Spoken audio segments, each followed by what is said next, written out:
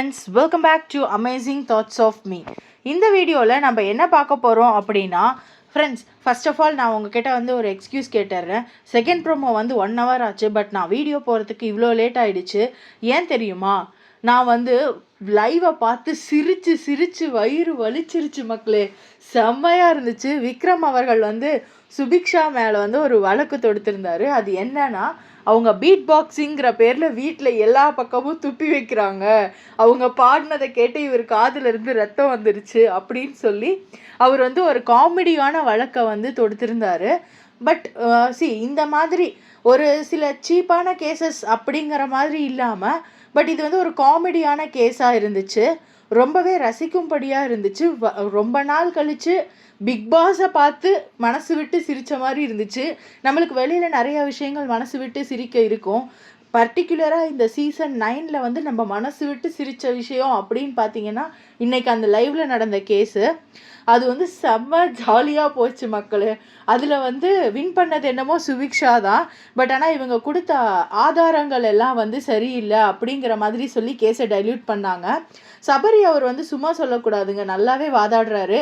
விக்ரம் வந்து லாயராக படிச்சுட்டு வாதாடுறது பெரிய விஷயம் கிடையாது. சபரி அவர் வந்து லாயர் படிப்பு அந்த இது எதுவுமே இல்லாமல் அவர் வந்து லாயராக வாதாடுறாரு அப்படிங்கிறது வந்து ஒரு மிகப்பெரிய ஒரு ரெஸ்பெக்ட் பண்ணக்கூடிய ஒரு விஷயமா இருந்துச்சு.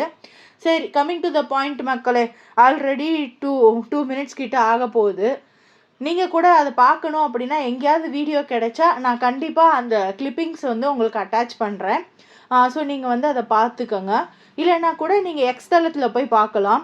அதில் உங்களுக்கு வந்து நிறையா அந்த வீடியோஸ் கிடைக்கிறதுக்கான வாய்ப்புகள் இருக்குது. பார்த்து நல்லா சிரிச்சிட்டு நீங்கள் சொன்ன வீடியோவை நாங்கள் பார்த்து சிரிச்சிட்டோம் அப்படிங்கிறத மறக்காமல் என் கமெண்ட் செக்ஷனில் கமெண்ட் பண்ணிடுங்க, சரியா?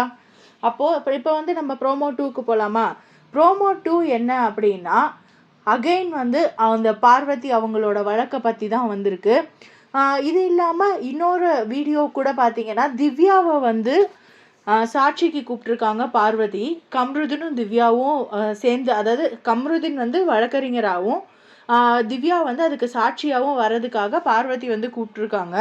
ஆனால் திவ்யா என்ன சொல்லிட்டாங்க அப்படின்னா, எனக்கு விருப்பம் இல்லை, நான் பார்க்காத விஷயத்த வந்து நான் பார்த்தேன்னு பொய் சாட்சி சொல்ல மாட்டேன் அப்படின்னு சொல்லி கோர்ட்டுக்கு வெளியிலேயே சொல்லிட்டாங்க.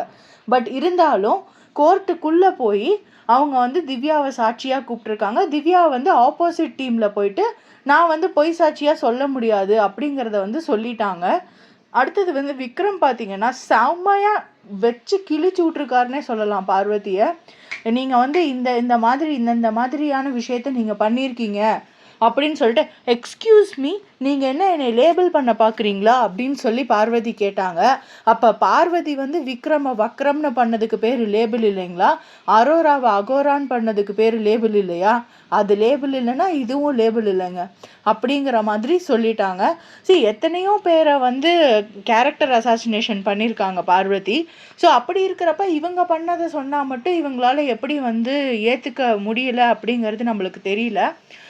ஸோ அவங்க பார்வதி பேசினது கரெக்டு தப்பு அப்படிங்கிறத விட, நம்ம வந்து ஒருத்தவங்களுக்கு ஒரு விஷயத்த பண்ணுறோன்னா ரிட்டன் அங்கிட்டிருந்து வந்தால் நம்மளுக்கு வந்து தாங்கிக்கக்கூடிய சக்தி இருக்கணும், அப்போ தான் நம்ம பண்ணணும், இல்லைன்னா நம்ம பண்ணக்கூடாது அப்படிங்கிற லெசன் தான் பார்வதியோட ஜேர்னி ஆஃப் பிக் பாஸ் 9 இருக்கும் அப்படின்னு நான் நினைக்கிறேன். அவங்களுக்கு வந்து அவங்க இல்லாமல் கண்டென்ட்டே இல்லை அப்படிங்கிறது வந்து ஒரு விஷயந்தான். ஆனால் கண்டென்ட்டுக்காக என்ன வேணாலும் பண்ணலாமா அப்படிங்கிறதையும் நம்ம யோசிக்கணும் மக்களே. ஸோ அவங்க வந்து ஒரு நல்ல கேமர் அப்படின்னு சொல்கிறாங்க.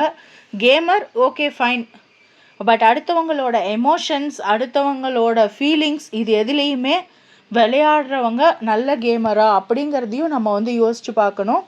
இன்றைக்கி காலையில் கூட பார்த்திங்கன்னா அவங்க வந்து மைக்கை வந்து க்ளோஸ் பண்ணிவிட்டு அவங்க வந்து பேசியிருக்காங்க. அதை வந்து டெலிகாஸ்ட்டும் பண்ணியிருக்காங்க.